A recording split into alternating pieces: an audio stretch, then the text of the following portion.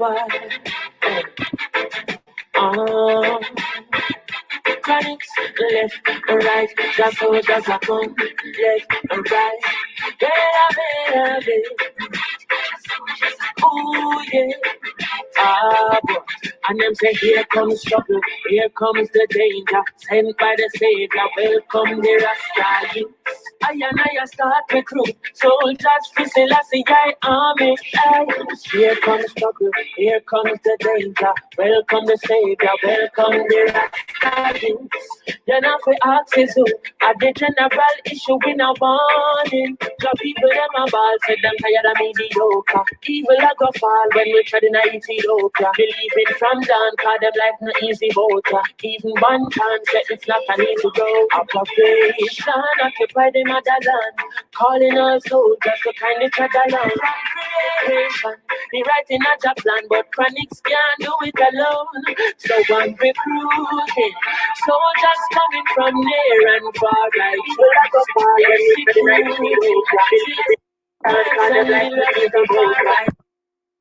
And say, here comes trouble, here comes the danger, sent by the Savior, welcome the Rasta youth. I wanna start recruit soldiers for Selassie army. Here comes trouble, here comes the danger, welcome the Savior, welcome the Rasta youth. You're not for access who, at the general issue in a warning boy, waving the banner red, green and gold. It is such an honor for the season, so it's super than the and even in the stories that Jesus told, Rasta youth must sing every day. Can't sit down, that just send me for work. Bring the fire in a room, that just send me for purge. But I can't do it alone. Rasta recruiting soldiers coming from near and far, I choose executing.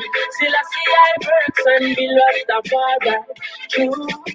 Here comes trouble, here comes the danger, sent by the Savior, welcome the Rasta youth. I and I start recruit soldiers for Selassie army. Here comes trouble, here comes the danger, welcome the Savior, welcome the Rasta youth. You're not the artist who, I did general issue in a warning. Left, right, the soldiers are gone. Left, right, the soldiers are gone. I could have never told it down, no boy.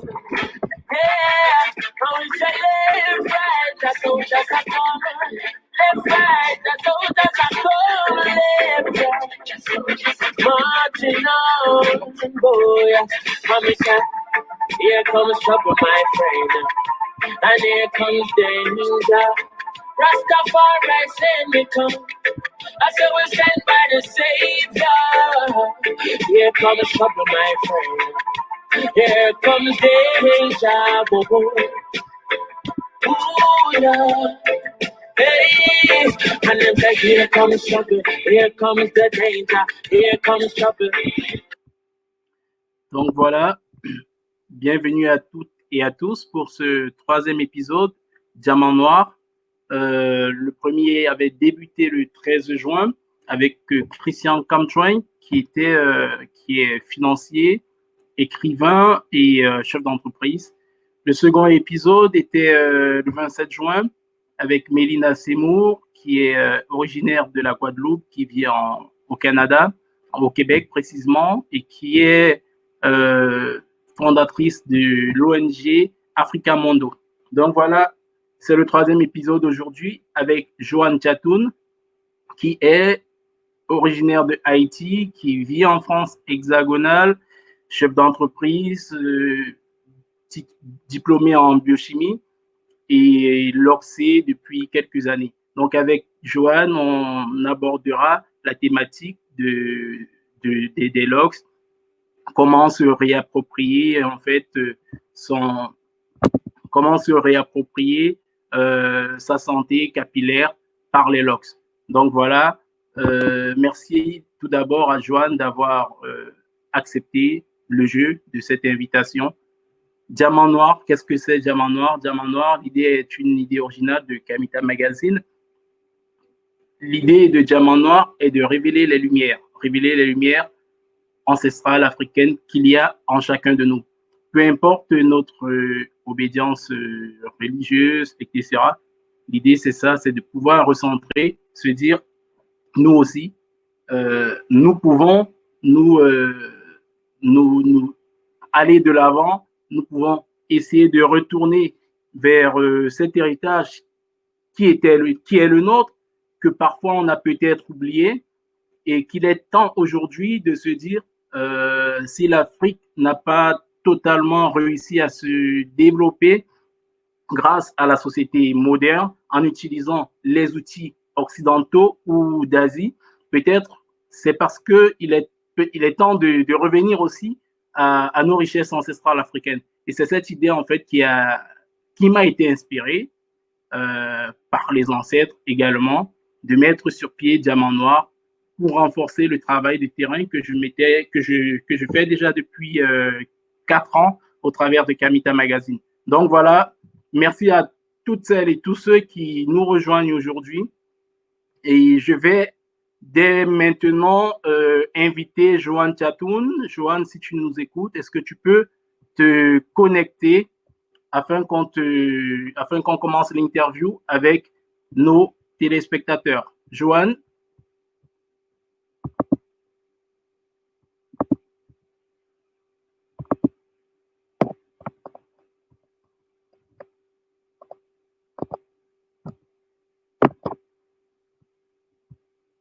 Est-ce qu'elle est? Joanne Chateau. Joanne? Est-ce qu'elle est? On va attendre un petit peu. Au cas où, si jamais il y a des problèmes de son, ceux qui sont connectés, vous pouvez juste me mettre un mot pour me dire si vous recevez bien le son ou pas. Et si Joanne, tu es là, est-ce que tu peux recliquer pour entrer dans le studio avec nous?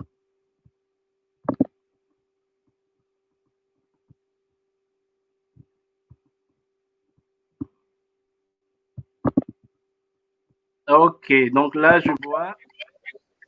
Ok. Ça va? C'est bon? Oui, c'est bon, c'est bon.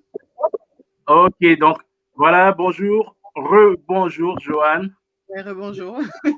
On s'est eu tout à l'heure, tu étais dans la course entre ton lieu de travail et le domicile. Donc voilà, comment tu vas aujourd'hui? Ça va très bien, ça va.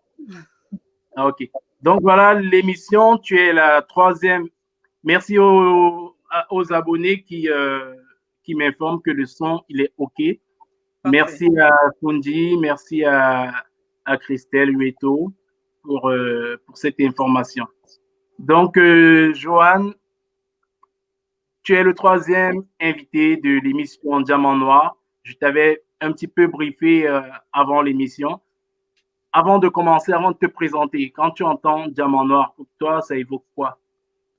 Ça évoque 2 choses, peut-être presque 3 même. Déjà, le diamant, c'est vraiment une pierre puissante qui reflète l'énergie. C'est également faite uniquement de carbone, donc c'est la pierre la plus dure, c'est la pierre la plus précieuse. Également la couleur noire, c'est une couleur rare, parce qu'un diamant, il y a des diamants sur terre, mais diamant noir, c'est parmi les diamants les plus rares. Donc c'est vraiment quelque chose de précieux. Et aussi, sur terre, il pleut de l'eau, mais sur Saturne, il pleut des diamants. Donc ça a aussi cette dimension cosmique quand j'entends diamant noir. Ah, ok. Valeur, Oui, valeur, cosmique, tout ça. donc, effectivement, on est dans la métaphysique, on est dans le cosmique, on est dans la science également, dans le spirituel.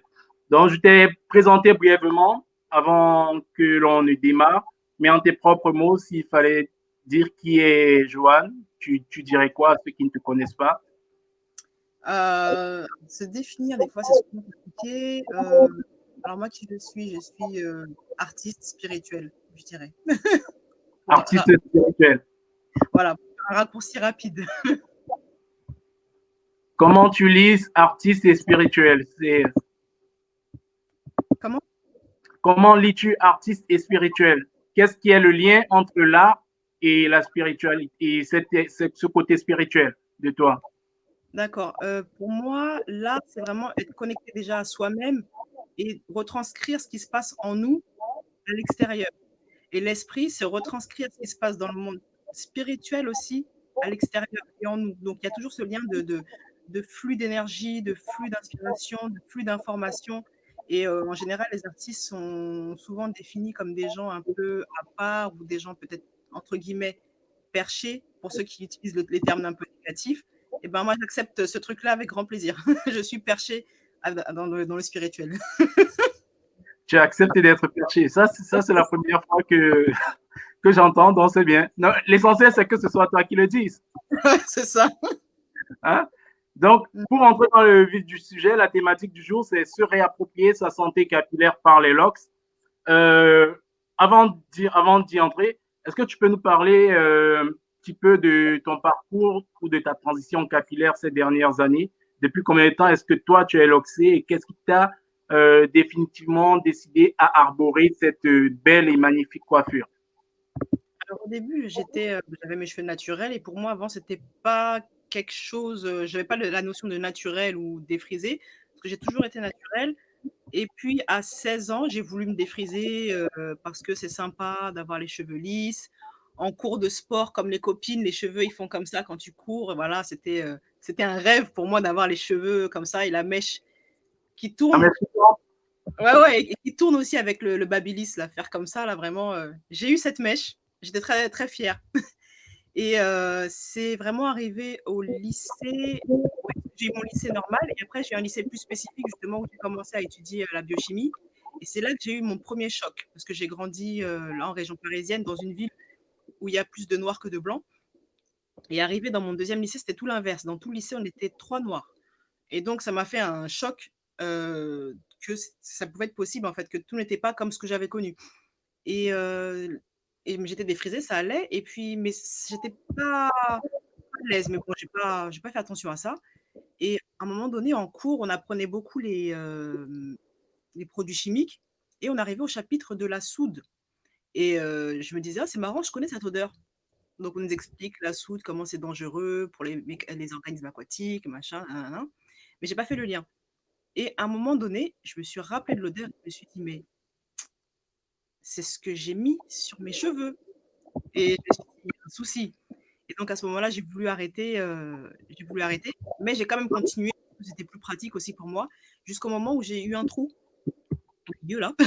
J'ai eu un trou, une chute et je me suis dit: «Ouais, non, là, je vais arrêter» et donc j'ai arrêté le défrisage pendant le lycée et donc après j'ai vu les retours des camarades de classe: «Oh, c'est marrant tes cheveux, on dirait de la mousse porte-bonheur», tout ça et bon, j'étais quand même contente de mes cheveux, en fait et puis, au fur et à mesure, j'ai commencé à me renseigner, enfin, à être plus je sais pas, il y a un truc en moi qui me faisait, être plus proche de mes racines parce que j'ai toujours eu un look comme ça, bon pas les locks, mais les bijoux en bois et tout ça et je sais pas, il manquait quelque chose.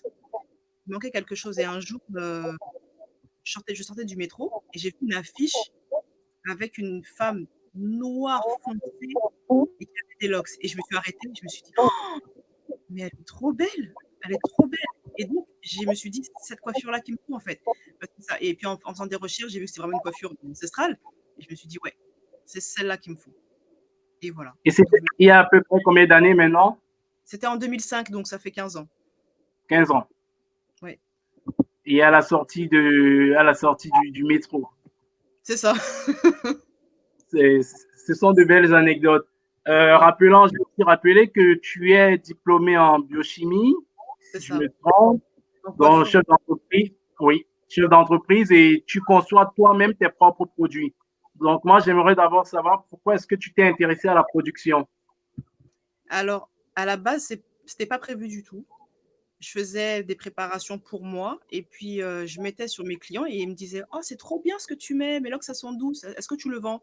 et moi je leur disais: «Non, parce que c'est mon truc, à moi» et à force qu'il y en ait 2, 3, je dis: «Non, mais c'est mon truc» et il y en a un qui m'a dit: «Ouais, mais s'il te plaît, j'en ai besoin, c'est vraiment bien». J'ai dit: «Bon, OK, je t'en fais un, je te le vends».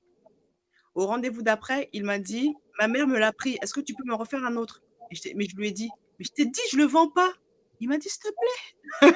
Je lui en ai fait un autre Et puis à force qu'on me demande, je me suis dit: «Bon, ben, je vais finalement, faire des produits», mais à la base, j'achetais et je revendais. Mais quand j'ai commencé, franchement, je pensais pas du tout, que ça allait arriver, là où c'est, quoi. Et ton expérience là aujourd'hui de ces produits qui se commercialisent de mieux en mieux, ces produits afro qui se commercialisent de mieux en mieux, est-ce que le fait d'avoir quand même une base scientifique dans ton parcours académique, tu as l'impression que toi, est-ce que ça te permet d'avoir une meilleure connaissance ou une meilleure crédibilité? Crédibilité, il y en a qui me disent que oui, que c'est pour ça qu'ils sont venus, se faire coiffer par moi ou qu'ils sont venus acheter les produits. Mais c'est plus pour moi, en fait, parce que j'aime parler de ce que je connais. Je peux pas vendre quelque chose si je le connais pas, si je l'ai pas utilisé, en fait, c'est pas possible. Et Non. le fait de savoir, d'avoir fait ces études-là, ça fait que si je dis: «Oui, dans ce produit-là, il est bon pour toi», bah, je sais déjà que les cheveux de la personne sont de telle façon, ils sont poreux, ils sont colorés, ceci, cela, donc ça a besoin de telle chose qui se retrouve dans telle huile. Voilà, donc du coup, ça me permet vraiment d'être plus précise, en fait, dans l'élaboration des produits, parce que je cherche vraiment un but précis quand je fais les produits. Et quand je conseille aussi aux gens, je cherche vraiment, vraiment précisément de quoi la personne a besoin. Oui, ça me permet d'être, précise, du coup. Non. Où est-ce qu'on peut te trouver aujourd'hui? Ceux qui nous suivent, qui sont intéressés, qui hésitaient et qui probablement après l'interview d'aujourd'hui pourront se dire non, là moi aussi, je ne sors pas d'un métro peut-être, mais ma transition commence à ce niveau. Où est-ce qu'ils peuvent te retrouver sur les réseaux sociaux, sur le site web? Et j'imagine qu'après l'interview, tu reviendras sur les différents commentaires. Tu mettras les liens vers ton site internet et ceux qui voudraient te contacter via ta page privée. Oui. Alors sur les réseaux, c'est Lox Lovers, donc Lox L-O-C-K-S, Lovers tout simplement, L-O-V-E-R-S. Donc sur Facebook, sur Instagram, sur YouTube, sur Google aussi et Produit Lox aussi. J'ai un deuxième Instagram, c'est Produit Lox, tout simplement. Instagram. Oui. OK. Euh, on constate depuis quelques années, Joanne, et même peut-être aujourd'hui encore, que le port des locks ne cesse d'être vu de façon péjorative. Et le plus bizarre, selon moi, bizarre ou pas, ça dépend, est qu'il est encore, cette vision négative-là, l'est encore quand même beaucoup par les communautés afro. Quel est ton regard sur cette attitude-là? Alors, je trouve que il y a un travail qui a été fait, qui a été très bien fait, je peux dire. Les colons, même si c'est un travail désastreux, mais on va dire tactiquement, ils ont quand même bien réussi à ils ont quand même bien réussi à nous déraciner vraiment, donc voilà. Et c'est qu'en fait, tout ce qui est en rapport avec ce qu'on est, c'est-à-dire nos cheveux, la texture du cheveu, la couleur de la peau, la forme du nez, la forme de la bouche, la forme des fesses, les traits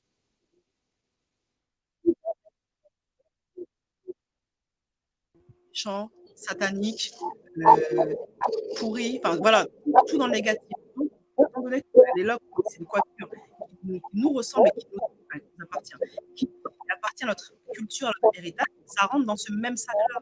Et vu que ce sac, il a été transmis de génération en génération, ben, jusqu'à présent, il y en a qui n'aiment pas les locks, qui n'aiment pas leur couleur, qui préfèrent les noirs clairs que les noirs foncés. Voilà. C'est dans le même sac pour moi. Donc, il y a un côté historique qu'on n'a pas encore réussi à penser, peut-être alors, ce côté historique-là. Par rapport aux locks, Oui, par rapport à cette image-là, cette image péjorative dont tu as reparlé, les colons, etc. Donc, il y a cette pensée historique encore qui est en nous, qui est gravée en nous, que certains n'ont pas réussi à penser.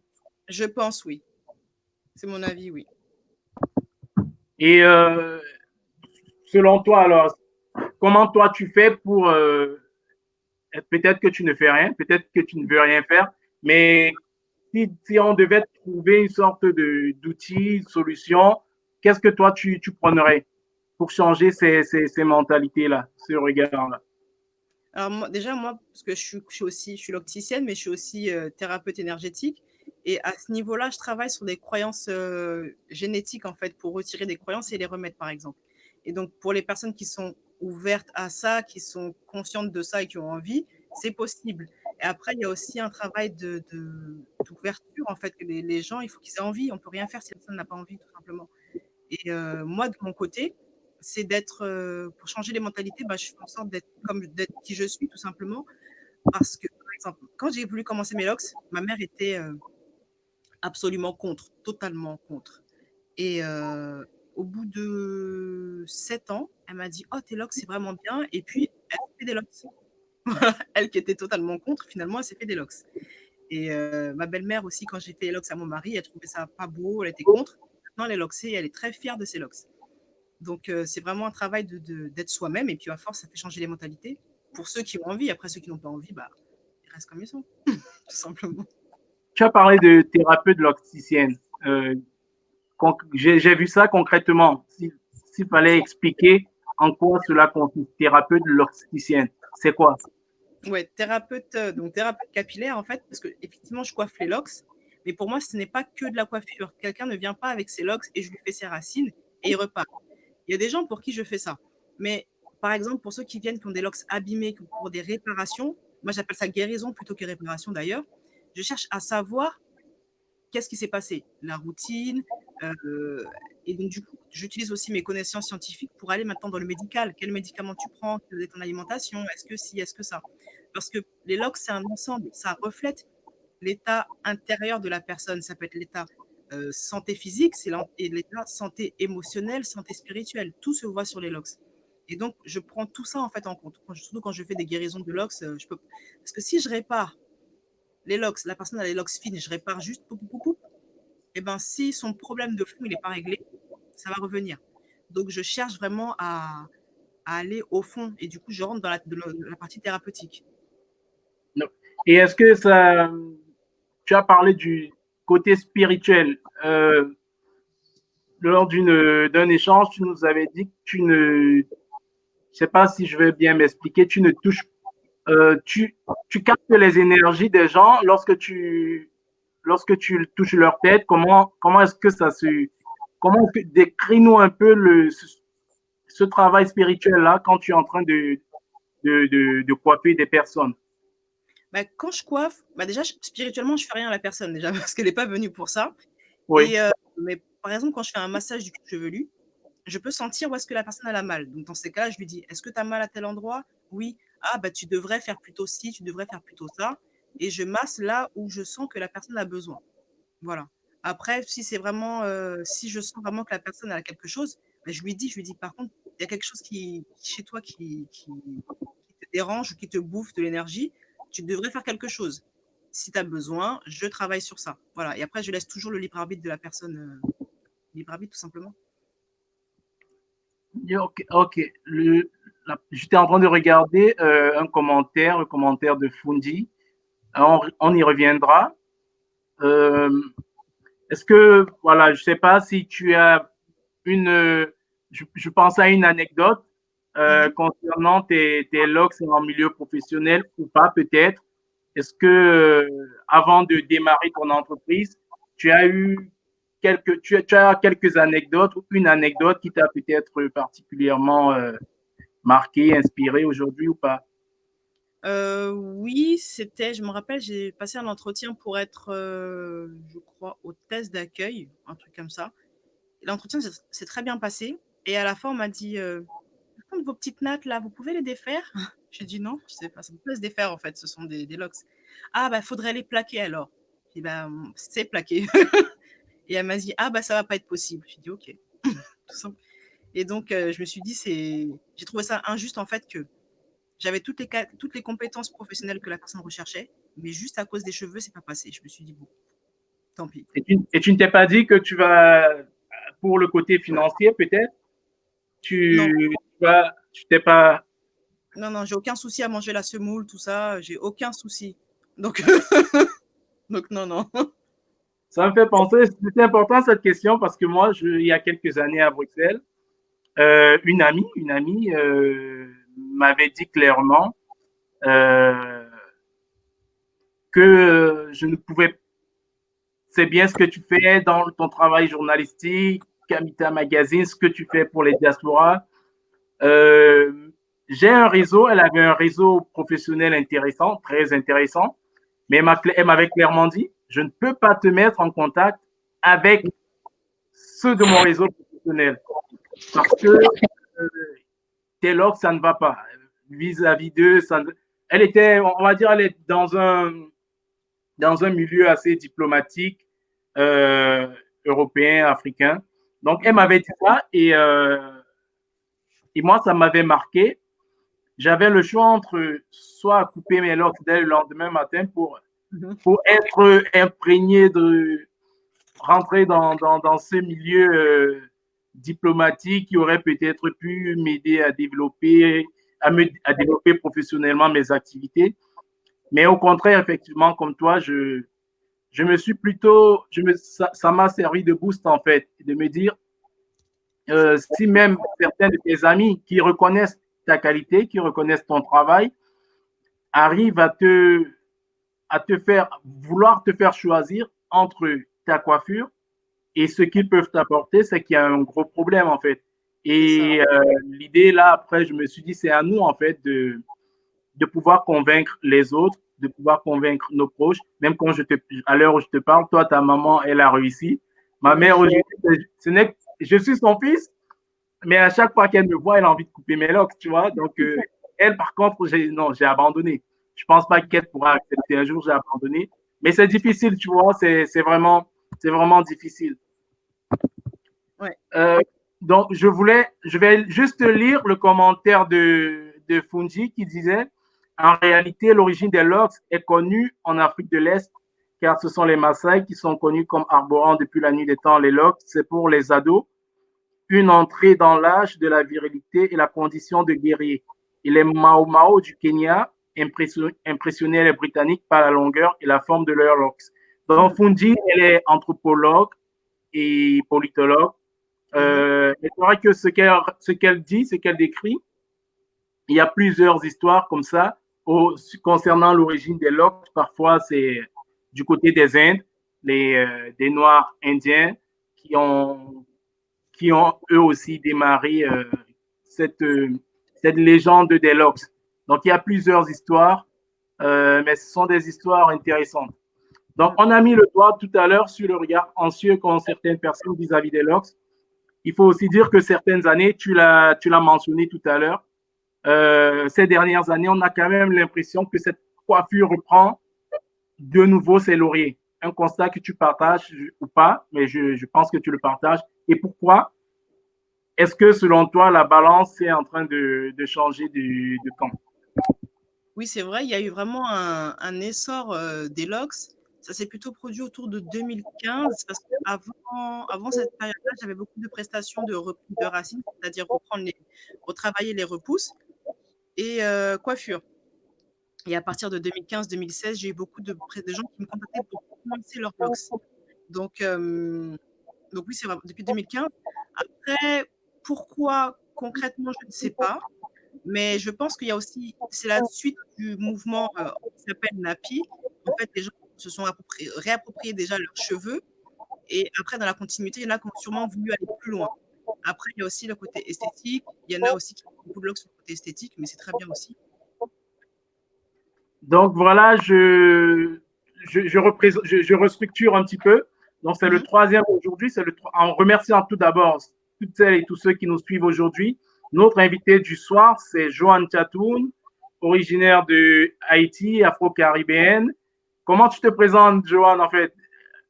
J'avais dit artiste spirituelle, j'avais dit. Bon, je rajoute guérisseuse aussi. Guérisseuse, voilà. Donc, elle représente aujourd'hui notre troisième Diamant Noir. Diamant Noir, c'est une idée originale de Kamita Magazine. Ceux qui me suivent depuis quelques temps savent que je suis le fondateur du média web Kamita Magazine. Et depuis le 13 juin, j'ai mis en place, pas un concept, mais on parle de spiritualité. Je pense que ce n'est pas moi qui l'ai choisi. J'ai été inspiré par des forces ancestrales qui m'ont amené à mettre sur pied Diamant Noir. Pourquoi Diamant Noir? Parce que l'idée était de, de faire connaître de nouvelles lumières, faire découvrir de nouvelles lumières, remettre les spiritualités ancestrales au cœur des débats, non pas sous la forme d'un panafricanisme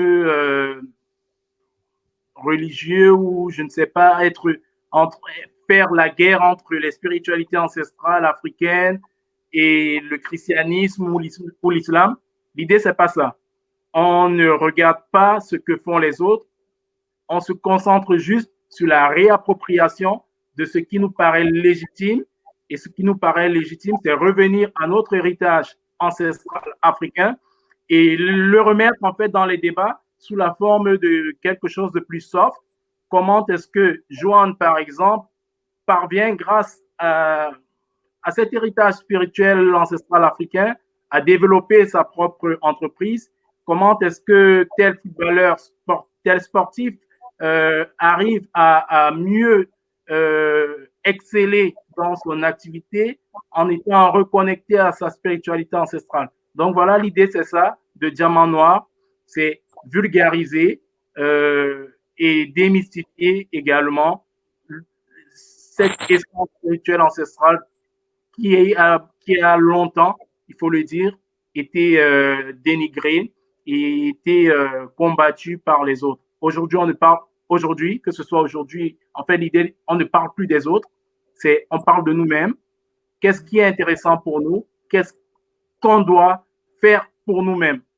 Donc voilà, pour recentrer brièvement, je remercie toutes celles et tous ceux qui nous suivent aujourd'hui. Je vous invite à continuer à liker et partager l'émission en ce moment dans vos réseaux sociaux. Partagez à tous vos contacts, WhatsApp, etc. On a aujourd'hui une lumière, elle est lumineuse, elle a porté de la couleur lumineuse aujourd'hui. Donc, elle nous vient de Haïti, qui, vous le savez, Haïti représente quelque chose de spirituellement fort pour toutes les communautés africaines et afrodescendantes. Donc, je suis enchanté, j'ai le privilège de recevoir cette digne fille d'Haïti. Je cherchais le nom, ce nom, je l'ai sous la langue en fait. Peut-être Boulécaï. Voilà, cette digne fille de Dessalines. J'aime bien mettre en lumière Dessalines parce qu'assez souvent, quand on parle d'Haïti, on parle de Toussaint Louverture. Mais moi, j'aime bien mettre en lumière Dessalines. On sort rapidement parce que en parlant, en étant sur ce rappel historique, qu'est-ce que tu peux nous dire un petit peu, toi, Joanne, de Haïti, de son histoire, du lien avec l'Afrique? Alors, je peux dire déjà, actuellement, c'est marrant, il y a deux types de personnes en Haïti. Je parle de mon vécu. Oui. Il y a les personnes qui sont... Là, par rapport à l'Afrique, il y a une espèce de distance, en fait. C'est-à-dire, par exemple, moi, je suis Joanne Chatoun. Chatoun, c'est pas du tout un nom haïtien, c'est un nom camerounais. Donc, je suis mariée à un Camerounais. Et donc, il y a eu des gens dans mon entourage qui m'ont dit « Ah, t'es mariée avec un Africain ?» Et ça leur paraissait bizarre. Et jusqu'à présent, là, ça fait 11 ans qu'on est mariés, et il y a toujours le truc « Oui, mais avec ton Africain, tu ressembles à une Africaine, tu mets tes enfants sur le dos comme les Africains, c'est pas bon pour leur tête, ça va les tuer, voilà. » Et donc, il y a cette partie-là. Et il y a aussi l'autre partie qui, eux, par contre, ont bien compris qu'on vient tous d'Afrique et qu'eux viennent d'Afrique et que c'est important d'être unis, d'être connectés. Et cette partie-là, moi, personnellement, que j'ai envie de regarder et de m'intéresser, de me focus tout simplement. Focus sur le côté positif. Voilà. Je rebondis un peu là-dessus sur l'émission précédente avec Mélina Seymour, parlait de reconnexion, effectivement, entre ces mondes africains-là. Comment est-ce que toi, tu te positionnes aujourd'hui, afro-caribéenne, haïtienne, épouse d'un Camerounais, thérapeute lorcicienne? Comment est-ce que Joanne Chatoun se positionne aujourd'hui dans cette reconnexion-là entre les mondes africains? Alors moi, donc, je suis d'origine haïtienne, mais je suis née à Paris. Je suis mariée à un Camerounais. Et donc, j'ai des enfants haïtiano, camerouno, français. Voilà. Et donc, moi, c'est une richesse quand même d'avoir ces 3 points-là. Et par exemple, pour les enfants, on fait en sorte de les éduquer, qu'ils connaissent l'histoire de et Haïti et Cameroun et de l'Afrique en général. Par exemple, il y a dans le salon un grand poster avec 40 ou 50 rois d'Afrique. C'est dans le salon à leur hauteur. Comme ça, ils viennent et puis ils posent des questions. Ah, lui, c'était qui? Lui, c'était qui? Lui, c'était qui? Et on a aussi un autre poster de 100 inventeurs noirs. C'est pour bien mettre dans leur tête que les Noirs ont inventé des choses, que les Noirs sont intelligents, parce que ce n'est pas le message qu'ils vont recevoir après. Ouais. Et donc ça, c'est par rapport à eux. Et par rapport à moi, je suis vraiment très fière de ça, surtout d'être mariée avec un Africain. Pour moi, c'est un pas de plus vers la reconnexion. Prochaine étape, c'est mettre mon pied au Cameroun. Et je pense que quand je vais arriver là-bas, je vais tomber, je vais prendre la boue, je vais mettre sur moi de la soupe avec. Mais voilà, c'est important. Enfin, pour moi, c'est important cette reconnexion-là. Et c'est intéressant. En fait, là, tu nous parles d'une éducation à la base avec les enfants. Oui. Donc, donc aujourd'hui, c'est beaucoup plus intéressant s'il fallait chercher un engagement, une lutte, un combat, de le faire beaucoup plus vis-à-vis de ceux qui vont être les adultes de demain, en fait. C'est ça, parce qu'il y a des choses que moi j'ai découvertes à 25-30 ans, mais ce que j'ai découvert moi à 25-30 ans, je préfère qu'eux, ils le sachent à leurs âges. Le plus grand, il a 6 ans, maintenant, plutôt que je leur dise pas et qu'ils apprennent eux aussi à 25-30 ans. Ce que j'apprends, en même temps que j'apprends quelque chose, je fais en sorte de leur transmettre comme ça, ils auront plus de bagages que nous. Et dans mon avis aussi, si on a la possibilité de le faire, c'est de transmettre aux enfants directement, sachant que ce qui est transmis aux enfants, ça reste en fait. C'est pas un apprentissage, mais ça reste. Et certaines choses, c'est mieux de les apprendre avant que l'école aussi mette des informations erronées dessus. Effectivement. Donc, on est là, on est dans la transmission, on est dans l'univers capillaire, on est dans l'univers spirituel, dans le cosmos, comme tu as parlé, tu l'as bien dit tout à l'heure. Il y a des énergies autour de nous et parlons de ces énergies-là. Dans ta description, je vais lire, sensible depuis son jeune âge aux énergies, aux vibrations et aux fréquences qui l'entourent. Elle a premièrement ignoré cet appel. Donc, qu'est-ce que tu peux nous en dire de ces énergies-là, de ces vibrations et de ces fréquences-là? Pourquoi avais-tu ignoré ces appels et qu'est-ce qui t'a fait aujourd'hui ou depuis quelque temps à les entendre et à te repositionner comme tu l'es aujourd'hui? Alors, déjà, en Haïti aussi, on va dire, il y a 2 camps. Il y a le camp des chrétiens et le camp des pas chrétiens. Et donc, c'est vraiment un clivage, c'est vraiment un mur net, quoi. Il n'y a pas de petits trous, il n'y a pas de machin. C'est soit tu es chrétien, soit tu n'es pas chrétien. Soit c'est bien, soit c'est mal, en gros. Ouais. Et donc, tout ce qui est spirituel en dehors du christianisme, c'est catégorisé comme mal. Et moi, je sentais des choses, mais quand j'étais petite, je ne savais pas ce que c'était. Mais je sais que quand j'étais petite, ma mère, enfin, il y avait des danses, des spectacles. Je participais à des spectacles traditionnels. Je faisais des traditionnels, un peu de vaudou, tout ça. Mais tout ça, c'est loin, donc je n'ai pas de souvenirs précis. Et là où j'ai remarqué en premier, en fait, que j'avais des sensibilités aux fréquences, c'est par rapport à la musique. Depuis toute petite, je suis vraiment liée à la musique. Je suis musicienne aussi. Et j'ai l'oreille absolue. On parlera un peu tout à l'heure de ce côté artistique-là. Ouais. J'ai l'oreille absolue, c'est-à-dire que j'entends une note et je sais exactement c'est laquelle. Pour les musiciens qui regardent, par exemple, ou les non-musiciens plutôt, pour accorder une guitare ou une basse, je fais de la basse, je préfère je leur dire la basse, il faut souvent un accordeur ou un diapason, mais moi, j'en ai pas besoin. Parce qu'en fait, l'accordeur va servir à se mettre vraiment sur la fréquence du La 440 pour que tout le monde joue en fait, sur la même tonalité. Moi, j'ai pas besoin de ça parce que j'ai le La, j'ai toutes les notes dans la tête. Donc, moi, c'est juste par rapport à ça que j'avais remarqué. Je me suis dit, oh, c'est marrant, c'est marrant, c'est marrant. Et on me disait, non, mais quand même, c'est fort ton truc. Et moi, c'était juste, oh, c'est marrant, c'était juste la musique. Et au fur et à mesure, j'ai remarqué aussi que j'avais une sorte de diapason dans le corps, c'est-à-dire que je peux ressentir les émotions des gens. Mais vraiment, l'émotion, si elle est triste, si elle est en colère, si elle se pose des questions, Et en fait, je me suis dit, ah, mais c'est bizarre. Et pour moi, c'était quelque chose de bizarre parce que c'était pas biblique, tout simplement. Donc, je trouvais ça bizarre. Et à un moment donné, parce que je suis partie aussi après à l'église, et je voyais que c'était bizarre. Et à un moment donné, je me rappelle en plein culte, j'ai pris ma poussette, je suis partie et je suis plus jamais revenue. Et là, je me suis sentie inspirée. Et là, j'ai exploré en fait tout ce que je ressentais qui avait été catalogué comme bizarre, comme Négatif. obscur. Et là, j'ai commencé à y aller. Et voilà, tout simplement. Enfin, tout simplement. Façon de parler. Façon de parler, c'est comme si c'était simple, mais ce n'est jamais simple. Ah non, Donc, c'est profond. ouais, Ça fait un combat, ça fait pleurer, tout ça. mais tu as parlé d'obscur. Tu as décidé d'explorer ce qui est obscur. Quel âge avais-tu? Comment est-ce que ça te vient comme ça? Si on resitue, tu étais déjà quand même 20 ans, la vingtaine ou Oui, j'avais déjà la vingtaine. Après, c'est pas obscur, c'est comment certaines personnes le percevaient. Et moi, je trouvais pas ça obscur. Pour moi, c'était même plus lumineux. Et ça s'est produit, j'avais vers 25 ans à peu près. Non, un peu plus. Bon, par là en tout cas. oui. J'ai commencé à m'intéresser, à faire plus attention à ce qui se passait en moi en fait. Parce qu'à un moment donné, ça fait aussi une crise identitaire. Et pourquoi je ressens ça et pourquoi c'est mal? C'est-à-dire, est-ce que moi je suis mal? Et si je suis mal, pourquoi j'ai été créée si je suis mal?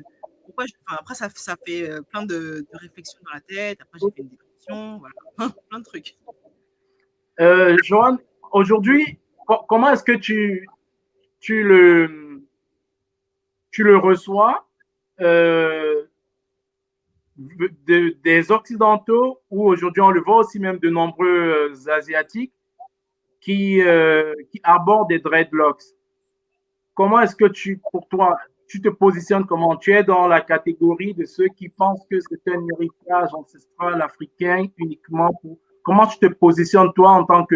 Là, je vois même le regard de la thérapeute capillaire. Moi, à ce niveau-là, mon positionnement, c'est chacun fait ce qu'il veut avec son corps. Donc, si la personne se sent bien, elle se sent bien. Voilà. Et tant qu'elle est OK avec elle-même, tant qu'elle sait pourquoi elle fait ça, voilà, moi, je ne suis pas trop dans les je suis contre ci, contre ça, parce qu'en étant contre quelque chose, énergétiquement, on nourrit, on est contre. Donc, moi, je suis pour, si tu veux avoir des locks, fais les locks. Voilà. C'est juste que moi, personnellement, je ne vais pas m'en occuper. Mais après, la personne, tant qu'elle est OK avec elle-même, c'est OK. Et là-dessus, OK. Mais est-ce qu'on peut considérer que toute personne d'ascendance africaine à ce moment-là serait beaucoup plus enrichie si, lorsqu'elle portait les locks, elle savait pourquoi est-ce qu'elle le fait, elle savait d'où, elle savait, on va dire, la puissance réelle qu'il y a dans cette coiffure-là, ce serait beaucoup mieux pour toi ou pour les autres d'avoir cette instruction, cette éducation.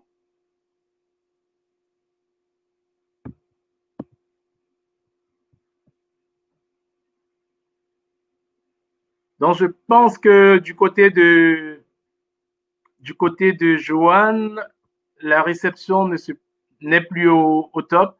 Donc, Joanne, je ne sais pas si je vais te sortir et puis tu nous renvoies. Voilà, on va attendre un petit peu pour voir si à to stream. Ok. Ouais, je suis revenue. Voilà, tu apparaissais 2 fois. Donc voilà, oui. Donc je ne sais pas si j'avais bien un peu restitué. Je rentre un peu plus sur les personnes d'ascendance africaine. Serait-il mieux pour elles de comprendre c'est quoi les locks avant de les porter ou on reste toujours fais ce que tu veux de ton corps et aussi tant mieux quoi. Ce serait bien. Ça dépend des gens en fait, parce que pour certaines personnes, ça pourrait être un poids en fait. Il y a des gens qui, si jamais elles portent les locks en disant oui, c'est toute une symbolique, elle aurait l'impression peut-être de porter toute cette charge-là sur ses épaules. Déjà, je pense que chacun fait son cheminement en fait. Et déjà, le fait que la personne se dirige vers les locks, c'est qu'il y a déjà une sorte de réappropriation de son identité. Là, c'est pas forcément dans la même profondeur, mais rien que déjà l'identité visuelle, de pouvoir ressembler à soi-même. Donc après, le processus se fera. Chacun va à sa vitesse.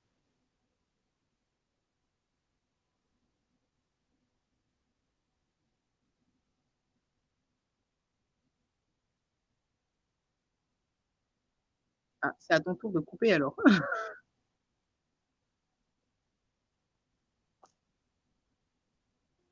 Je t'ai abandonné quelques instants pour des Ah, raisons techniques. J'ai branché rapidement mon ordinateur. Donc voilà. Donc oui, comme tu l'as dit, je rebondis sur une question de Fungi Bénédicte pour les personnes métissées et dont les cheveux sont aussi métissés en quelque sorte. Comment mhm. procéder, comment démarrer cette transition? Pour passer au locks, Oui, dans ce cas, les cheveux métissés, c'est mieux de crêper, en fait, du coup, pour rendre le cheveu plus crépus, plus emmêlé, pour que ça prenne mieux. Parce que les cheveux, plus il est lisse, moins il va prendre, moins il va loxer. Donc, dans ces cas-là, il faut préparer le cheveu pour qu'il prenne mieux. avant de repartir sur cet angle spirituel, si on revient un Mhm. petit peu sur le côté technique de la chose, je ne suis pas un Ouais. technicien. Toi, quelle technique utilises-tu? Quelle technique privilégies-tu lorsque tu exerces ton activité, lorsque tu coiffes des personnes tout simplement? Quelles sont les techniques que toi tu privilégies? C'est plus le crochet. Je regarde si j'en ai un là, à côté de moi. J'en ai un. Voilà, le crochet, comme ça. Et il y en a un aussi qui est comme une aiguille, en fait, qui pique. Moi, c'est ce que j'utilise parce que c'est plus durable, ça va mieux emmêler les cheveux et c'est plus sain. Après, j'utilise aussi la technique du twist pour tourner. Enfin, j'utilise quasiment tout. Je suis Et vraiment.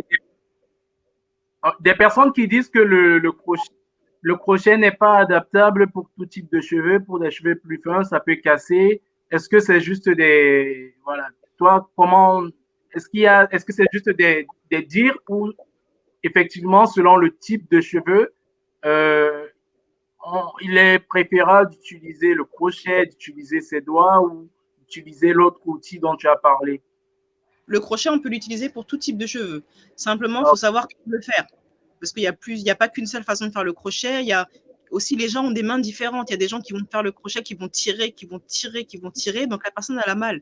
Il y a aussi ça aussi, comment la personne fait le crochet, est-ce que la personne s'adapte aux cheveux ou pas. Et puis, il y a plusieurs types de crochets aussi. Donc, il y a vraiment, faut vraiment s'adapter. Mais le crochet, c'est vraiment sain pour les locks si on sait le faire. ok.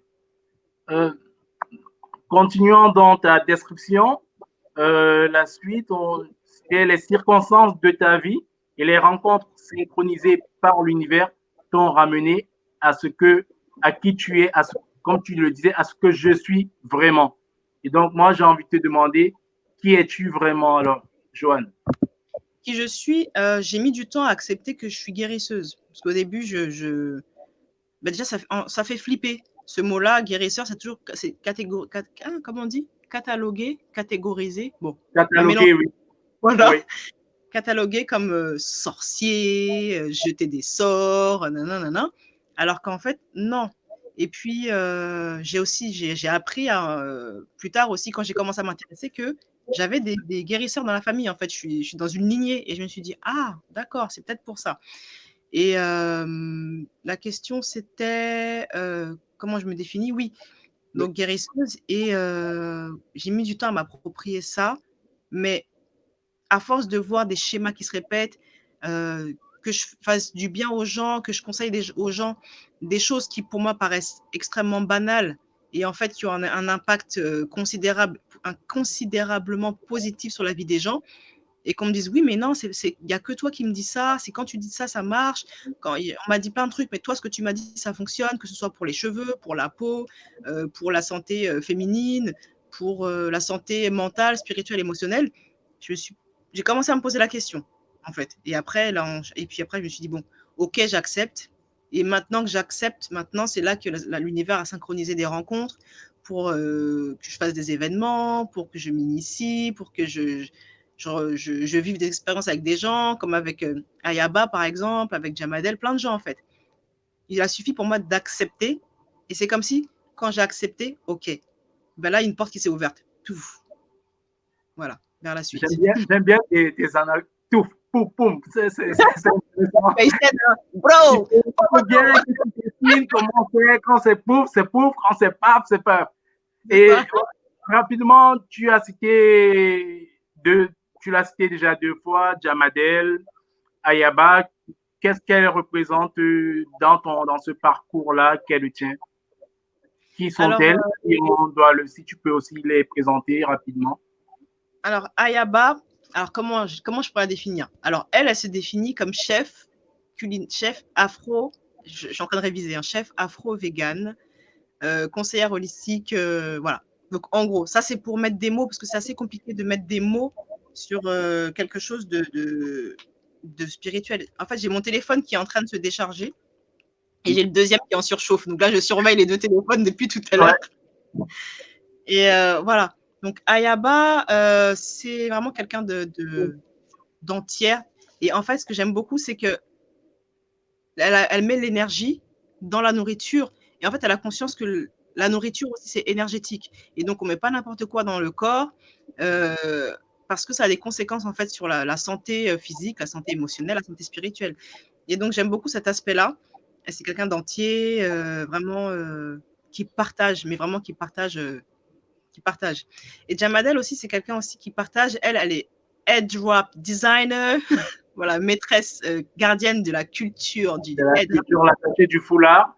Voilà. Et elle aussi, elle transmet. Et c'est des gens vraiment fiables, qui ont un parcours spirituel riche aussi. Et déjà, rien que la fiabilité, déjà, c'est super important pour moi, la fiabilité. C'est des gens fiables, sincères, honnêtes. Et c'est important d'avoir des gens comme ça autour de soi. Effectivement. Donc, j'ai eu l'impression que ton téléphone avait ressonné. Non. Ok. Donc, tu t'es décrite comme une guérisseuse ayant ses dons. Est-ce que, au niveau de ton entourage, qu'il soit proche ou lointain, comment est-ce que ça a été perçu par le passé? Comment c'est encore perçu aujourd'hui? Est-ce que tu penses que si jamais comment est-ce que tu vois la société moderne actuelle appréhender cet aspect de guérisseuse-là? La société, alors en général, par exemple, là en ce moment en France, il y a une grande vague de cristaux, on met des cristaux partout, les énergies, yoga, méditation. Donc, ça, on va dire, en ce moment, c'est à la mode. Le look guérisseuse, on peut voir dans les magasins des lunes et tout ça, machin, parce que là, c'est tendancé, franchement, c'est une mode. Donc, dire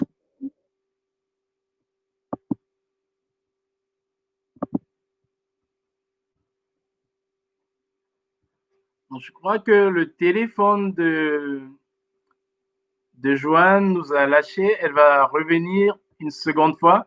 Donc, j'en profite pour remercier tout le monde, toutes et tous, qui suivaient aujourd'hui, ce soir, ce 3e épisode de Diamant Noir. Diamant Noir, qui est une idée originale du média web Kamita Magazine. L'idée, c'est de mettre en lumière des personnes d'ascendance africaine qui ont une richesse spirituelle ancestrale, quel que soit leur domaine d'expertise, qu'elle soit politique, qu'elle soit qu'elle soit dans. Oui. Je suis là. Ok. Il n'y a pas de souci. Jamais. Donc, je recentrais juste pour celles et ceux qui nous rejoignent. C'est le 3e épisode des émissions Diamant Noir. Diamant Noir, c'est, voilà, comme je le disais à d'autres, l'idée, c'est de pouvoir mettre en lumière ces lumières-là qui sont représentées par chacun et chacune des invités qui sont choisis et qui nous font le privilège d'accepter cette interview. C'est important pour moi d'interconnecter. On parlait d'interconnecter les mondes africains. pour moi, c'est aussi ça, interconnecter les lumières, les énergies, tout, pour revaloriser nos spiritualités, notre héritage ancestral africain. Donc voilà, en fait, la fondation, l'empreinte, on va dire l'empreinte digitale de Diamant Noir. Donc, Joanne, est-ce que c'est bon de ton côté? Tu es Ouais, mais il y a le téléphone là qui continue de fonctionner. Mais bon, j'allume OK. l'ordinateur au cas où. OK, ça marche. Ouais. Donc, une autre question, c'est, comme je le présentais tout à l'heure, l'idée, c'est pas seulement de parler de la spiritualité ancestrale ou des spiritualités ancestrales africaines pour rester dans un imaginaire passif. Comment est-ce qu'on peut marier la spiritualité ancestrale africaine au développement économique? Comment on peut marier ça au développement économique? Je pense en faisant des choses plus significatives, dans le sens, en osant raconter aussi le pourquoi, du pourquoi quelque chose est né en fait. Par exemple, je vais raconter mon témoignage par rapport à Lux Lovers. Donc, moi, c'était vraiment la coiffure, la coiffure. J'avais senti aussi le côté santé, mais je voulais pas en parler. Et parce que j'avais peur, j'avais honte, parce que c'était aussi une partie qui touchait à moi personnellement, et j'étais pas prête à assumer s'il y avait des critiques ou quoi que ce soit. Et, à un moment donné, je me suis dit, bah, c'est ce que je suis, c'est ce que je veux pour Lux Lovers, c'est la vérité. Donc, je parle de l'aspect santé, je parle de l'aspect énergétique. Et voilà. Donc, je pense que même pour des gens, par exemple, qui font de la nourriture ou qui font de la couture ou peu importe, oser dire d'où ça part et raconter le fond, en fait. Et je pense que ce sera beaucoup plus significatif pour les gens qui reçoivent, déjà pour les communautés hors africaines qui aiment bien le côté imaginaire que évoque l'Afrique aussi. Donc, ça peut être bénéfique d'avoir cette clientèle-là. Et puis pour les gens africains et afro-caribéens, d'avoir le sens même du le côté profond en fait du business en fait, ça peut être quelque chose de plus qualitatif et d'avoir plus envie d'investir. Moi, je dis pas d'acheter, mais pour moi, c'est de l'investissement en fait, de, de consommer africain en fait. C'est un investissement, un investissement pour la personne en fait qui regarde ça, et ça, je sais pas, sur la génération d'après. Ça a coupé, je crois, non? OK. Oh, il y a un problème au niveau du son de ton côté, ça grésille un petit peu. Je ne sais pas si c'est de mon côté, si c'est de ton côté, mais il y a un problème au niveau du son. Euh, je vais essayer de voir si c'est pas de mon côté. Non, non. Donc, c'est bon. Oui, donc voilà. Je vais, on va avancer sur, donc, oui, sur au développement économique. En, la prochaine question, là, en nous donnant déjà la différence entre, selon toi, entre quelle est la différence que tu décris entre religion et spiritualité. Oui. Est-ce que tu peux nous dire quelle place accordes-tu aux spiritualités ancestrales africaines dans ta vie personnelle et surtout dans ta vie professionnelle? Comment est-ce qu'elles se représentent?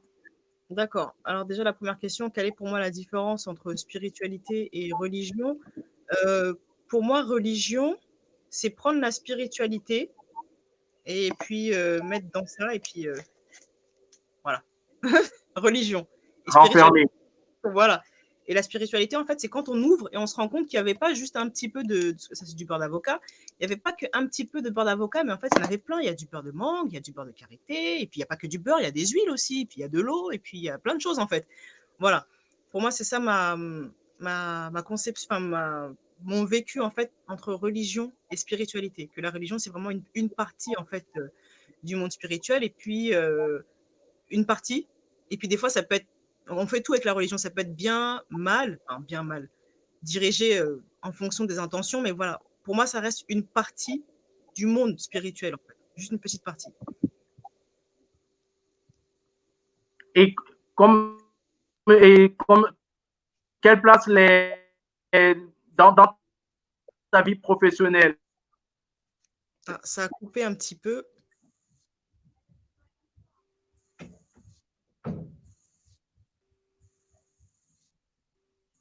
Ah, ça a coupé.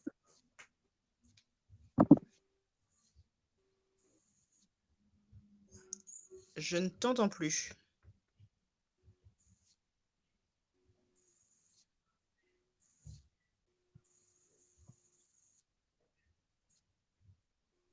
Ouais. Là, ça bouge comme ça.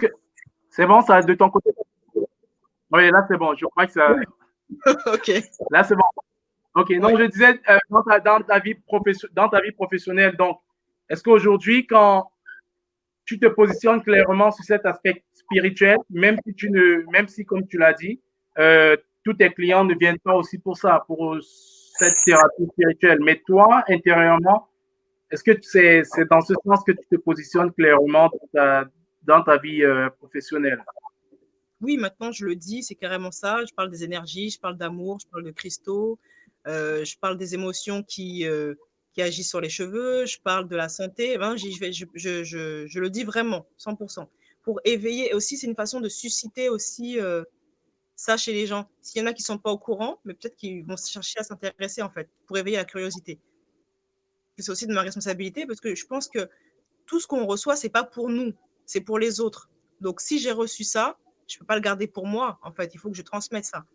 Donc, je le transmets comme ça. Et puis après, libre à chacun de prendre. Hein. Quand il y a un pommier dehors, c'est pas lui qui prend les pommes, c'est celui qui veut manger la pomme. Mais au moins, le pommier, il est là. La transmission, c'est effectivement, comme tu l'as dit, un grand, c'est Spider-Man qui avait dit ça, un grand pouvoir demande de grandes responsabilités. Donc c'est important de citer des grandes personnes. Tony, c'est Peter Parker. Ouais. Donc, effectivement, c'est cette transmission que moi aussi, je contribue à faire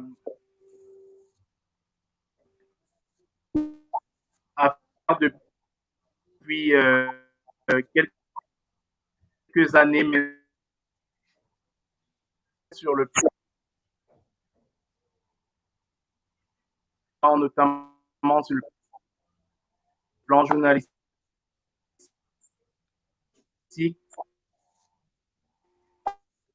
avec Camille. Mon impression, c'est pas l'image. Ça a coupé un peu. C'est bon pour toi? Oui, donc je Mmh, pense que là, c'est bon. Oui, ouais, souci technique aujourd'hui. Donc, je disais, c'est important cette transmission. Et comme tu le disais, la responsabilité, on doit aussi se saisir de cette responsabilité qu'est la nôtre là, qu'est la nôtre, de pouvoir édifier, de pouvoir transmettre, de pouvoir éduquer d'autres personnes, non pas en tant que donneur et donneuse de leçons, mais parce que ce qui nous a été donné, ce qui nous a été transmis, n'est pas seulement pour nous, c'est c'est ça. aussi pour le partager aux autres. Mmh. Donc, on va passer à la prochaine question. On se dirige doucement vers la fin. Je disais, notre précédente invitée, Mélina Semou, avait mis l'accent euh, dans l'interview d'il y a 2 semaines, elle a mis l'accent sur l'éducation comme moteur de l'éveil africain. Selon toi, qu'est-ce qui pourrait permettre aussi à l'Afrique de se reconnecter véritablement à son essence ancestrale? Je la rejoins, c'est vraiment l'éducation, comme je disais, d'éduquer les enfants. Les enfants, parce que le déracinement, c'est fait aussi par les enfants.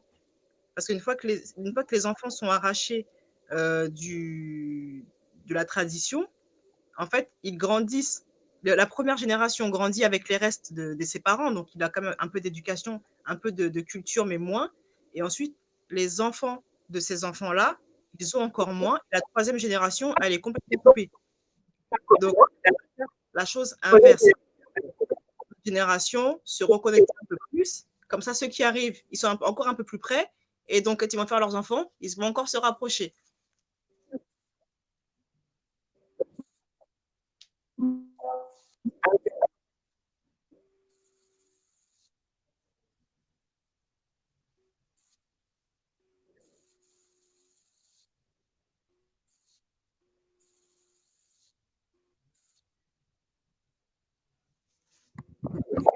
Ah, ça a encore coupé, on dirait.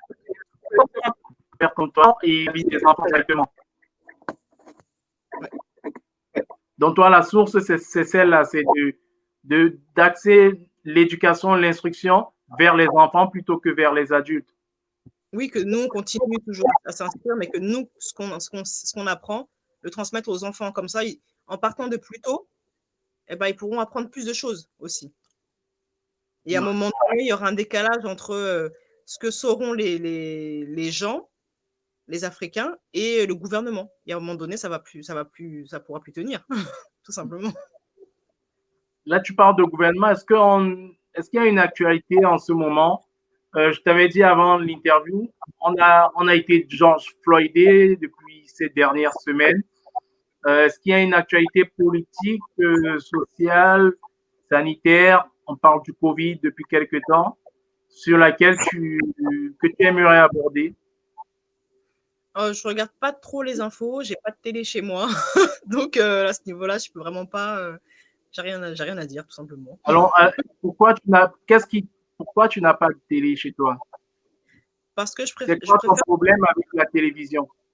Bah, déjà, elle a pris feu un jour toute seule. Donc, et après, elle a pris Ah, feu. Mais bah, c'est de la faute de la télévision. C'est de la faute de la télévision. C'est pas de voilà. la... OK. Et puis après, je me suis dit, mais c'est très bien en fait. Comme ça, je décide de quoi je me nourris. Parce que c'est vrai qu'il y a la nourriture physique, mais il y a aussi la nourriture spirituelle. Et la télé, c'est très anxiogène, peur. Et en fait, ça baisse les vibrations, surtout la peur, l'anxiété.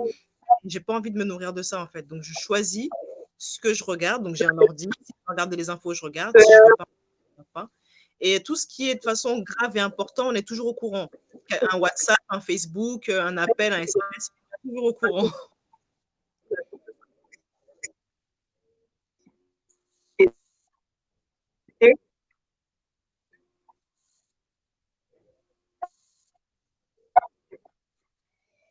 Ah, ça a coupé encore.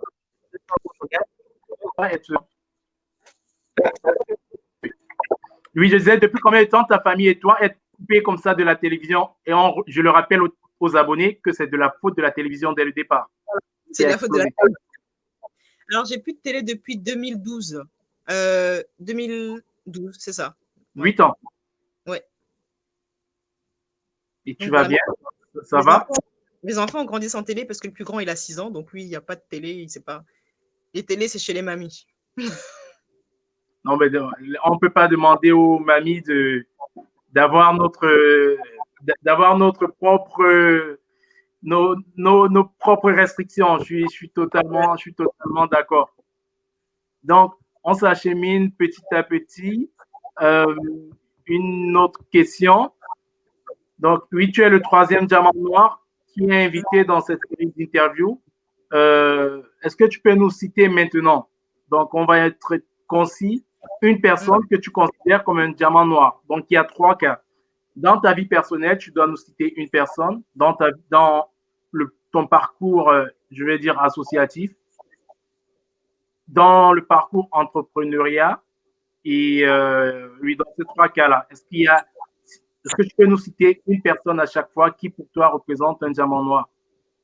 Et pourquoi? Alors, pour moi, bah, déjà, Jamadel, comme je l'avais dit. Tu la classes dans quelle case? On a dit personnel, entrepreneuriat et associatif. Plutôt. Alors, c'est un peu compliqué. Alors, il y a 2 cases, mais pour que ce soit plus pertinent pour le plus de gens, je dirais associatif, parce qu'elle a vraiment beaucoup de choses à transmettre au niveau de l'histoire du turban, du maré-tête, du edgewap, du misoro, comme on l'appelle, du kitambala, tout ça. Elle a vraiment beaucoup de choses à transmettre. Donc, je la mettrais dans cette catégorie-là. Ah. Comment?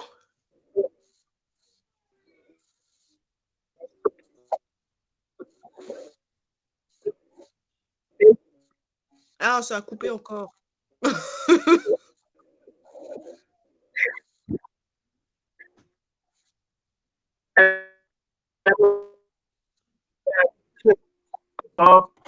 C'est bon ton visage là qui. Ok, c'est bon. Allez-y.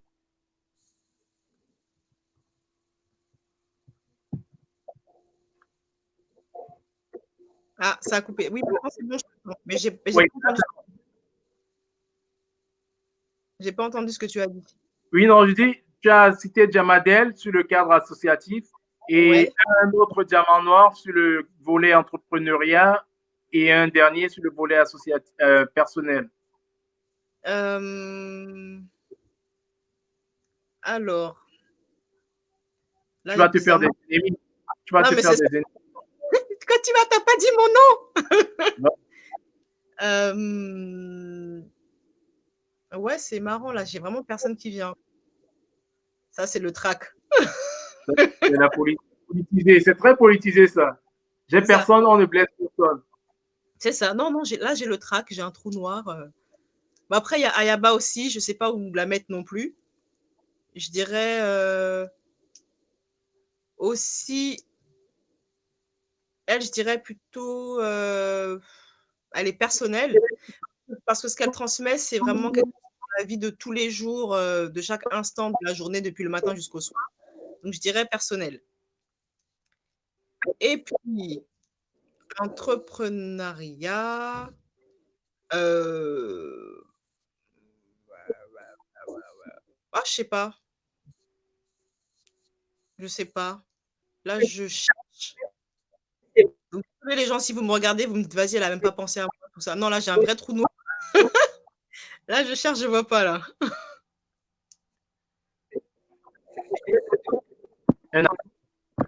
Ok, on a avec les deux que tu as cités, notamment Jamadel, qui j'espère fera partie de nos, d'ici la fin d'année, j'espère, fera partie de nos prochains diamants noirs, parce qu'il faut le dire, c'est quelqu'un d'extraordinaire, à l'instar d'Ayaba également. Jamadel, c'est quelqu'un d'extraordinaire.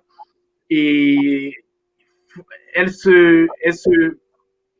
donne tellement aux autres et elle refuse de prendre la lumière. C'est pour ça que j'ai dit Elle son nom. refuse de prendre la lumière et j'avais discuté avec elle et quand je l'ai interpellée, ce qu'elle a compris, imagine-toi, elle pensait que je lui demandais des informations pour quelqu'un d'autre. Donc, elle pensait que je voulais qu'elle me mette en relation avec quelqu'un d'autre. Ça se montre combien de fois elle, en fait, même quand tu la sollicites, pour que ce soit elle qui rentre dans la lumière, elle ne se voit pas comme ça. Et pourtant, c'est important. C'est important pour, je le dis même quand je vais interviewer des personnes, les mises en lumière, ce n'est pas pour flatter nos égos personnels. C'est parce qu'aujourd'hui, la médiocrité a pris le pas de plus en plus, que ce soit dans les réseaux sociaux, que ce soit dans la vie personnelle, que ce soit dans la vie professionnelle. La médiocrité a pris le pas et, comme on dit vulgairement, les tonneaux vides parlent beaucoup plus que ceux qui représentent l'excellence.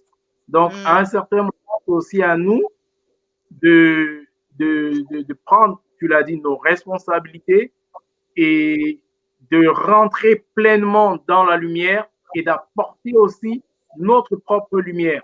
C'est ça, cette reconnexion-là. Moi, l'idée de Diamant Noir, c'est ça, c'est Joanne va rentrer dans la lumière que nous apportons. Joanne apporte elle-même sa propre lumière qui enrichira toutes celles et tous ceux qui nous écoutent, toutes celles et tous ceux qui te regardent, qui t'écoutent. Cette lumière que tu as en toi va pénétrer chacune de ces personnes-là. Et quand on parlait d'énergie, je crois et j'y crois fermement que Diamant Noir, ce dont nous parlons, cette île africaine, toutes les personnes, ça peut comme métaphysique, cette guérison spirituelle. Donc j'y crois et c'est pour ça que c'est important pour nous, toutes les personnes qui représentent cette excellence-là, de se dire, on s'est assez tu, on s'est longtemps tu, à nous aussi aujourd'hui de prendre la lumière et de transmettre également notre propre lumière. Donc, j'en profite pour remercier une fois de plus, Joanne, d'avoir accepté. Tu as couru, une fois de plus, tu as couru pour pouvoir être présente. Je sais quels sont tes impératifs. Donc, je te remercie également pour ça. Merci pour la proposition. Merci beaucoup pour l'invitation. OK. Donc, si tu pouvais donner, presque pour terminer, Joanne, si tu pouvais donner quelques conseils aux jeunes Africains et afro-descendants qui te regardent, qui t'écoutent, qu'aurais-tu envie de transmettre comme message aujourd'hui? De pas du tout avoir peur, en fait, de pas avoir peur de qui on est, pas avoir peur de parler, pas avoir peur de faire. Parce que moi, quand j'ai commencé, par exemple, pour la coiffure, hein, que j'ai commencé, j'avais peur. Et jusqu'à présent, j'ai peur, j'ai toujours peur de quoi que ce soit, mais il faut passer au-delà de cette peur, en fait. Et c'est en passant au-delà qu'on évolue, que ce soit dans le domaine privé ou le domaine familial, professionnel, entrepreneuriat, business, peu importe, mais il faut vraiment passer au-delà de cette peur. Et c'est en passant au-delà de cette peur qu'on découvre un peu plus qui on est et qu'on se reconnecte. Donc vraiment, la peur, elle est là. Oui, elle est là. Mais transformer ça pour agir, en fait. Effectivement. Donc, pour ajouter, quand tu dis passer au-delà de la peur, j'aimerais même dire qu'il faut rentrer à l'intérieur de la peur. Donc, c'est ne pas l'éviter, c'est en rentrant pleinement dans cette peur-là qu'on qu'on réussit à chemin. La vie est faite, on le sait, c'est de l'obscurité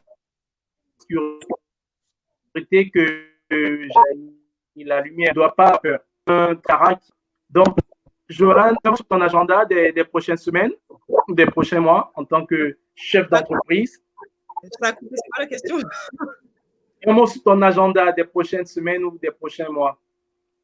Alors, là, on est quoi? On est le 10. Alors, le 11 juillet. Voilà, le 31, je participerai à un événement qui s'appelle Black Money Power. Mince, j'espère que si Douce Hélène me regarde, excuse-moi, j'ai pas retenu le nom de l'événement encore. Et en fait, il y a vraiment, donc ça parle d'entrepreneuriat afro-caribéen. Et donc, je ferai une conférence là-bas sur l'énergie de l'argent et se connecter en fait à soi, les bienfaits des cristaux. Donc, je ferai une conférence là-bas. C'est ça le prochain événement. L'énergie de l'argent. Le teasing, si, tu ne vas pas tout nous dire, mais c'est quoi le teasing? L'énergie de l'argent. Donc voilà, ça c'est le premier. Après, la rentrée scolaire, les formations vont reprendre parce que je suis aussi formatrice. Et les formations vont reprendre dès septembre. Ok. La conférence, ce sera où? À Paris? À ou Paris. Non? Oui, à Paris. Les infos sur le Instagram Douce Hélène, c'est ça. Douce Hélène. Ok. Instagram. Tu es beaucoup plus connecté. Toi, ton mode de communication,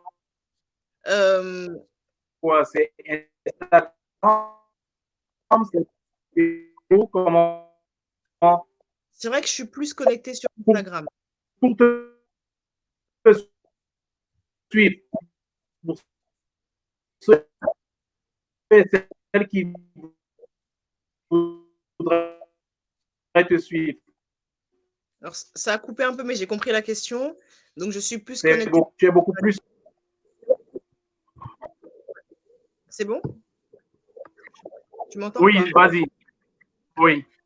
Donc, c'est vrai que je suis beaucoup plus souvent sur Instagram, mais je suis aussi joignable sur Facebook. Donc, Instagram Locks Lovers, Facebook Locks Lovers et Instagram aussi. J'ai plein d'Instagram, hein, mais je vais raccourcir. Donc, il y a Locks Lovers, où je montre aussi, j'ai le lien vers formation Locks et produits Locks.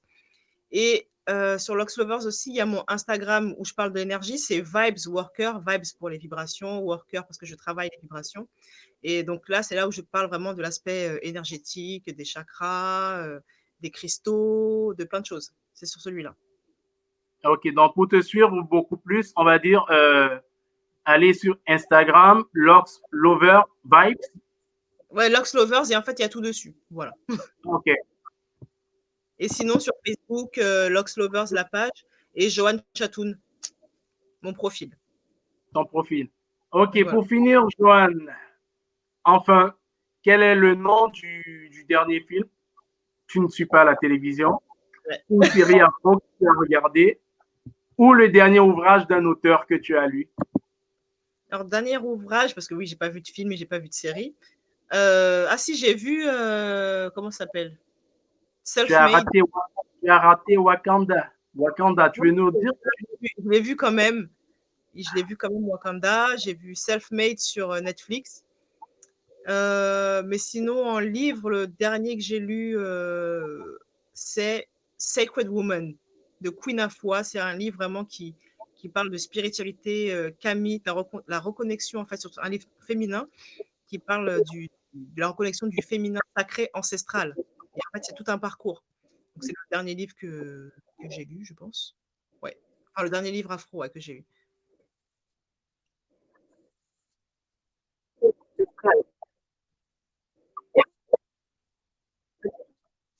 Ça a coupé.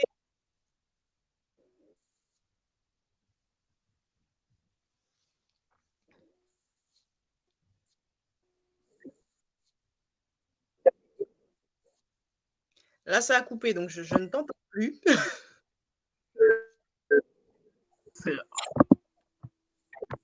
Ok, donc on va clôturer là-dessus pour un dernier mot, Joanne, en te remerciant une fois de plus pour nous avoir apporté, comme a dit Issam en commentaire, ta lumière. Merci pour cette lumière que tu nous as apportée. Un dernier mot à nos abonnés, un dernier mot à toi en tant que diamant noir. Dernier mot, ne pas avoir honte de qui on est. Vraiment, assumer pleinement qui on est, physiquement, spirituellement, alimentairement. Il faut s'assumer, en fait. Et même si l'entourage ne veut pas, ben, de toute façon, si on se refuse, le corps, il va le faire savoir. On sera malade, on sera en dépression, tout ça. Donc, vraiment, assumer qui on est. Très important. S'assumer, rentrer dans la peur pour faire rejaillir la lumière et C'est ça. s'assumer. Merci, merci Joanne. Et j'espère qu'on se retrouvera très bientôt pour une nouvelle émission Diamant Noir. Je t'invite à mettre en commentaire quand tu te déconnecteras les divers liens de tes réseaux sociaux Facebook et de ta page Instagram. Donc merci une fois de plus et au revoir, Joanne. Merci. Bye bye. Bye bye. Donc voilà, nous tendons vers la fin. C'était une nouvelle lumière qui nous vient d'Haïti. Joanne Chatoun, elle vit en France, comme elle a dit, mais elle a cet héritage en elle, cet héritage afro-caribéen, cet héritage haïtien. C'est une talentueuse et lumineuse afro-descendante. Dans l'épisode sur un masculin, ne m'avance pas, je souhaite que ce soit toujours lui. Ce sera un homme d'une grande sagesse et un homme d'une grande richesse spirituelle également.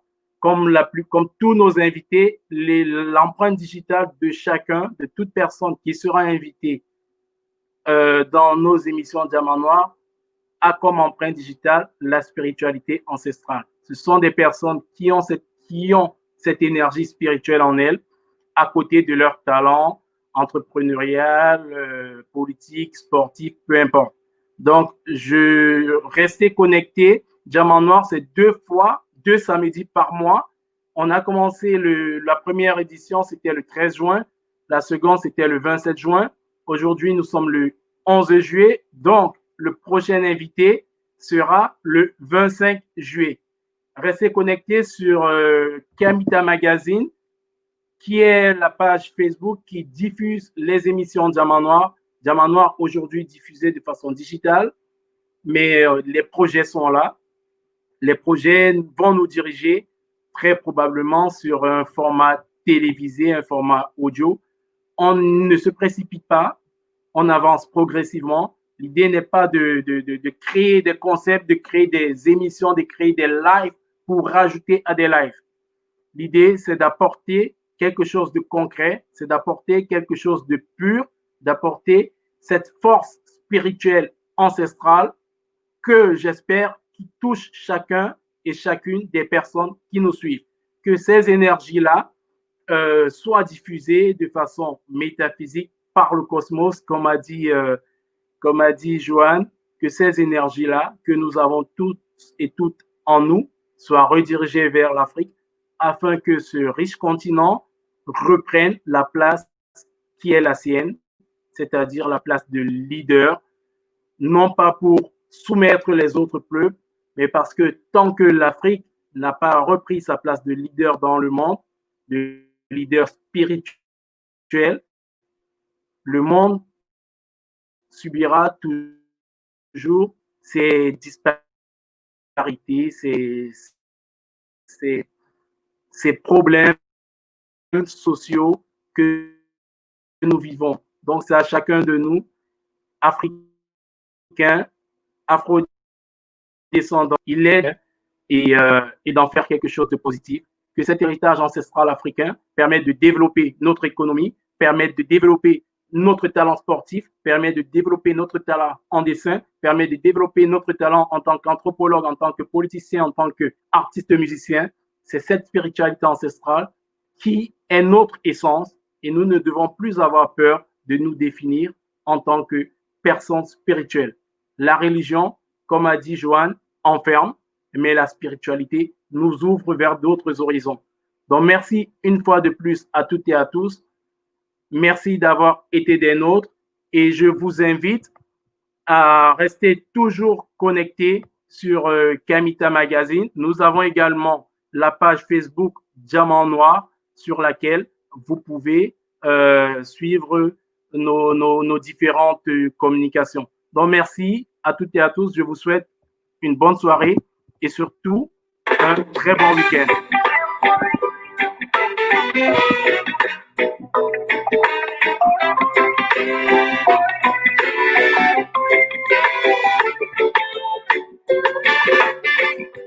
People talk, that's what they do. They don't understand.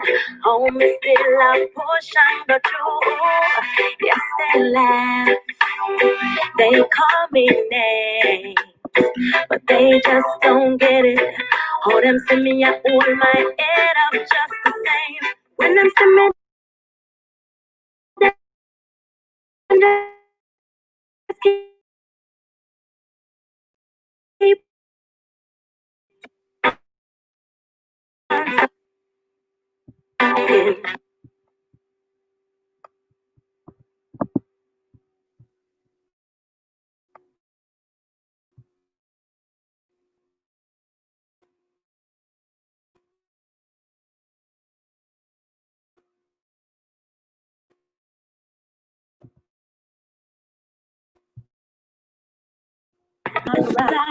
some of them see me as a bit. I will survive. Never let them get you down. Never let them see you frown. Never let them take away your liberty. Live your life and be free. Never let them get you down. Never let them see you frown. Never let them lead you astray. Starting today, live your life and live it your way. When you go through heartache, when you're feeling pain, when you end up in a desert, and no wonder why the hell it not rain. When they pass them judgments, and every word left a stain. When them talk up the things in, just to mash up your life and give your bad name. Them think you're weak, but I death of them blunder. Bad mind, I think they left your business asunder. Don't give them that power. Show them you can be stronger. Just take up yourself and make the whole of them wonder. How you get up when them a try keep you under. Don't believe their lies. Show them that you will rise. Never let them get you down. Never let them see you frown. Never let them take away your liberty. Live your life and be free. Never let them get you down. Never let them see you frown. Never let them lead you astray. Starting today, live your life your way. I say, people talk, that's what they do, but they don't understand.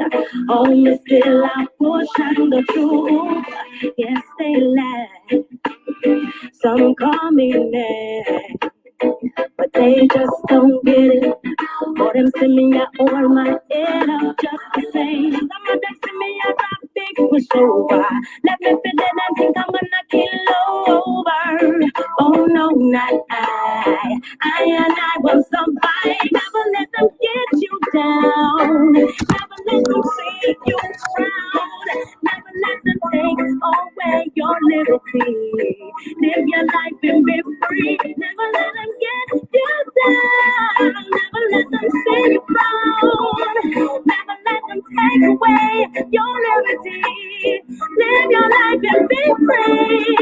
Get you down. Oh no, no, no, no, no, no, no. Don't let them get you down. No, no, no, no. I got my pride. I got my pride. I'm standing firm. I'm standing firm. Stronger.